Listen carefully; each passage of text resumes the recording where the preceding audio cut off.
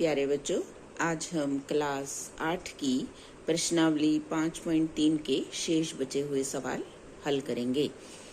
7वां सवाल है, एक विद्यालय में कक्षा 8 के सभी विद्यार्थियों ने प्रधानमंत्री राष्ट्रीय राहत कोष में 2,401 रुपए दान में दिए। प्रत्येक विद्यार्थी ने उतने ही रुपए दान में दिए जितने कक्षा में विद्यार्थी थे। कक्षा में विद्यार्थियों की संख्या ज्ञात कीजिए। अब देखिए, विद्यार्थियों ने 2,401 रुपए दान में दिए और जितने विद्यार्थी थे उतने ही रुपए प्रत्येक विद्यार्थी ने दान में दिए। तो हमें बताना है कक्षा में विद्यार्थियों की संख्या क्या है। तो हम इसको कैसे हल करेंगे? सभी विद्यार्थियों द्वारा सभी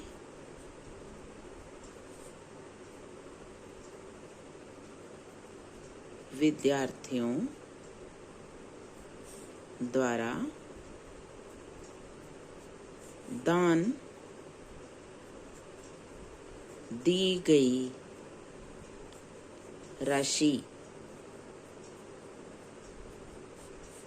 2,401।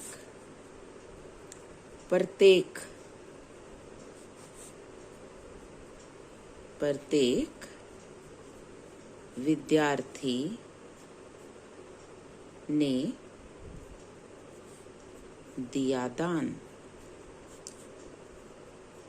जितने विद्यार्थी थे उतने ही रुपए दान में दिए, तो हम इसका क्या निकाल देंगे? वर्गमूल। 2,401 का वर्गमूल।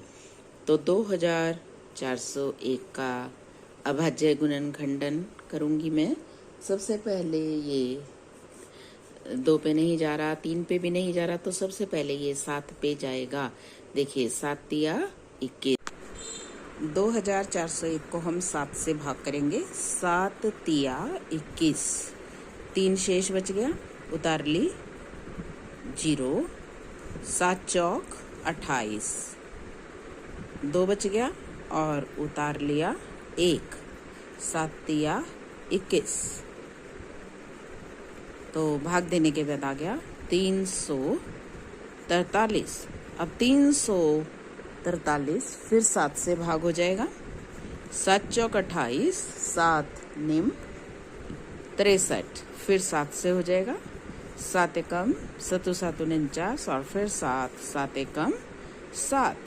तो जो 2401 है उसके भाग हो गए गुणनखंड 7 गुना 7 गुना 7 गुना 7। तो ये 2 जोड़े हमारे पास बन गए। तो वर्गमूल 2,401 बराबर 7 गुना 7। 7 गुना 7 49। इसका मतलब प्रत्येक विद्यार्थी ने दिया दान। प्रत्येक विद्यार्थी ने दिया दान। कितना दान दिया? 49 रुपए। 49 रुपए। और हमें इसमें क्या बताना था? कक्षा में विद्यार्थियों की संख्या। और हमें दिया हुआ था कि जितने विद्यार्थी थे उतना ही प्रत्येक ने दान दिया, तो दान इतना दिया। तो कक्षा में विद्यार्थियों की संख्या वो भी कितनी हो जाएगी? 49। यानी कि कक्षा में 49 बच्चे थे और प्रत्येक बच्चे ने 49 रुपए ही दान में दिए। 8वां सवाल, एक बाग में 2025 पौधे इस प्रकार लगाए जाने हैं कि प्रत्येक पंक्ति में उतने ही पौधे हों जितनी पंक्तियों की संख्या है। पंक्तियों की संख्या और प्रत्येक पंक्ति में पौधों की संख्या ज्ञात कीजिए। हमें कुल कितने पौधे लगाने हैं? पौधों की कुल संख्या है 2025। देखेंगे ध्यान से। पौधों की कुल संख्या,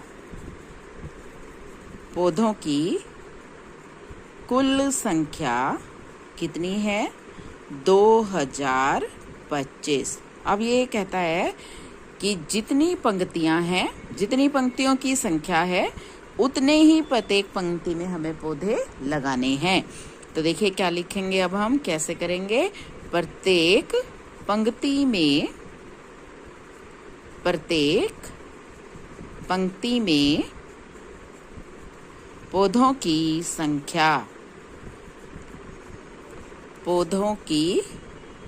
संख्या बराबर वर्गमूल 2025 का हम वर्गमूल ज्ञात करेंगे। हम इसके अभाज्य गुणनखंड करेंगे। मुझे दिखाई दे रहा है ये 5 पे जा रहा है। 5 चौके 20, उतार लिया 2, नहीं जा रहा इसलिए 0, फिर उतार लिया 5, 5 गुना 5 25। अब फिर 5 से चला जाएगा, 5 अट्ठे 40, 5 एकम 5। अब मुझे दिखाई दे रहा है 3 से जा रहा है, 3 दूनी 6, 2 शेष बच गया, 1 उतार लिया, 3 सत्ते 21, फिर 3 से जा रहा है, 3 नेम 27, और फिर 3 से 3 तिया 9, और फिर 3 से 3 एकम 3। तो इसका मतलब जो 2025 है उसके टुकड़े आए हैं 5 गुना 5 गुना 3 गुना 3 गुना 3 गुना 3। देखिए ये जोड़े बन गए हैं हमारे पास। तो वर्गमूल 2025 किसके बराबर आ जाएगा? 5 गुना 3 गुना 3। 5 तिये 15, 15 तिये 45। इसका मतलब पंक्तियों, अब हमें पूछा क्या था, प्रत्येक पंक्ति में कितने पौधे हैं और पंक्तियों की संख्या कितनी है। तो हम क्या लिखेंगे, प्रत्येक पंक्ति में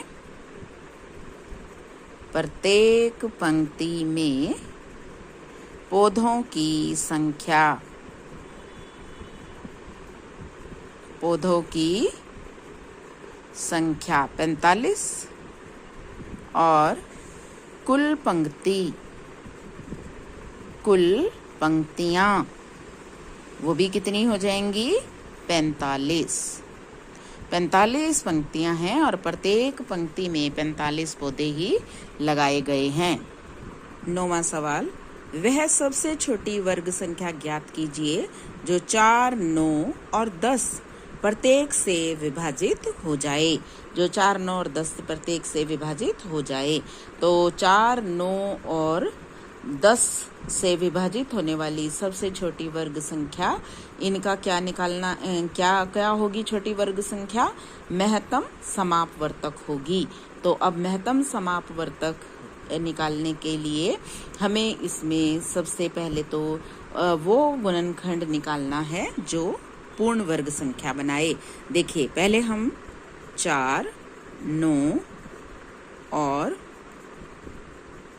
10 का लघुत्तम समावर्तक निकालेंगे। लघुत्तम समावर्तक तो कैसे निकालेंगे? 4, 9, 10।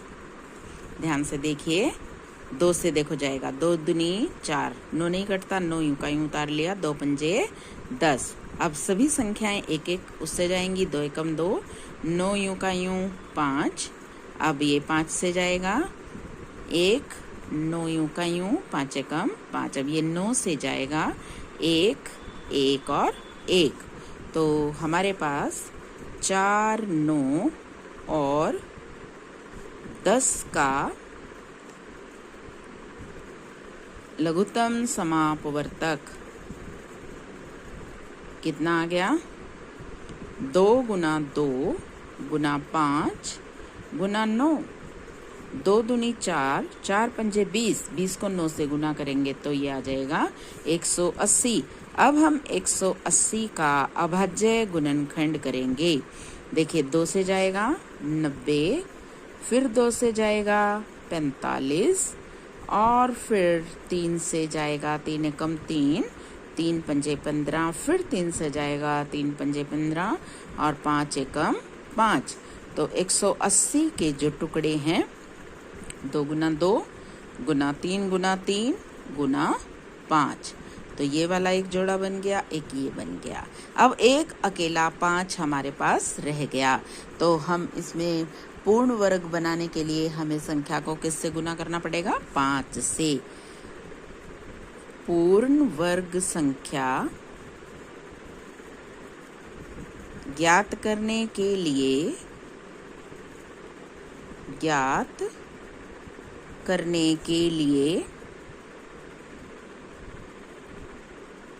5 से संख्या को गुना करना होगा।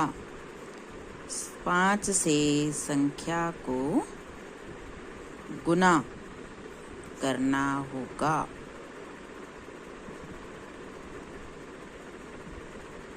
तो अभिष्ट संख्या क्या बन जाएगी? इसलिए अभिष्ट संख्या बराबर 180 गुना 5। 0 यूं की यूं आ गई। 5 अट्ठे 40, हासिल 4, 5 एकम 5 और 4 9। तो हमारे पास अभिष्ट संख्या 900 आ गई है। अब ये जो अभिष्ट संख्या है 900, ये 4, 9 और 10 तीनों से विभाजित हो जाएगी। ये वर्ग संख्या हमारे पास क्या आ गई? छोटी से छोटी वर्ग संख्या जो 4, 9 और 10 से विभाजित होती है।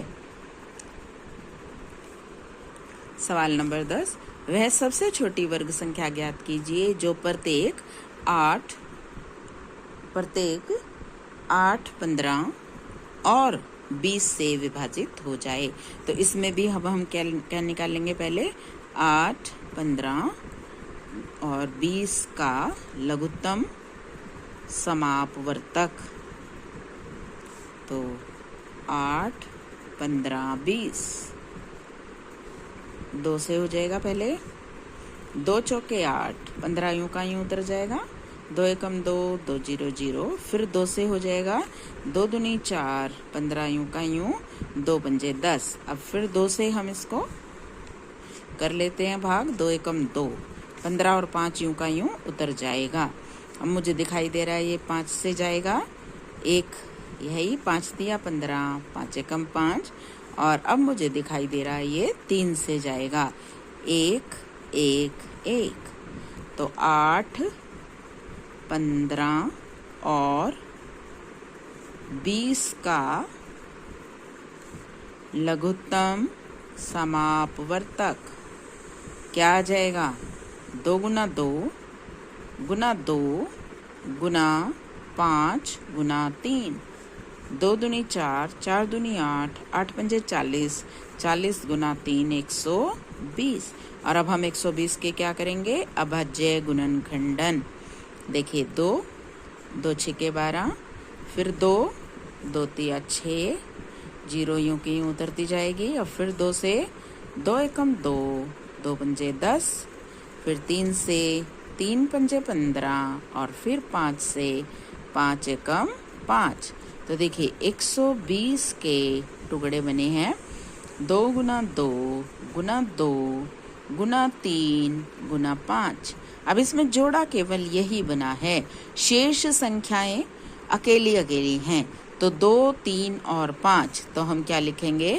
पूर्ण वर्ग संख्या प्राप्त करने के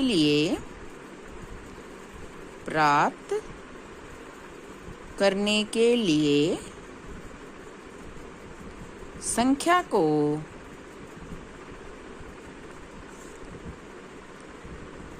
दो गुना 3 गुना 5, 2 तिया 6, 6 पंजे 30 से गुना करना होगा।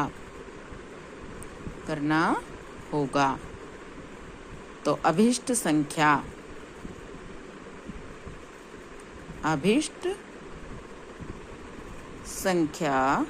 बराबर 120 गुना 30।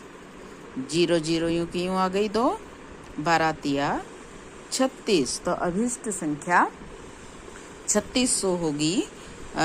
सबसे छोटी पूर्ण वर्ग संख्या जो 8, 15 और 20 से विभाजित होगी। तो ये थे बच्चों हमारी प्रश्नावली 5.3 के सवाल। कल आपके लिए नई प्रश्नावली हल करेंगे। तब तक के लिए take care, have a nice day.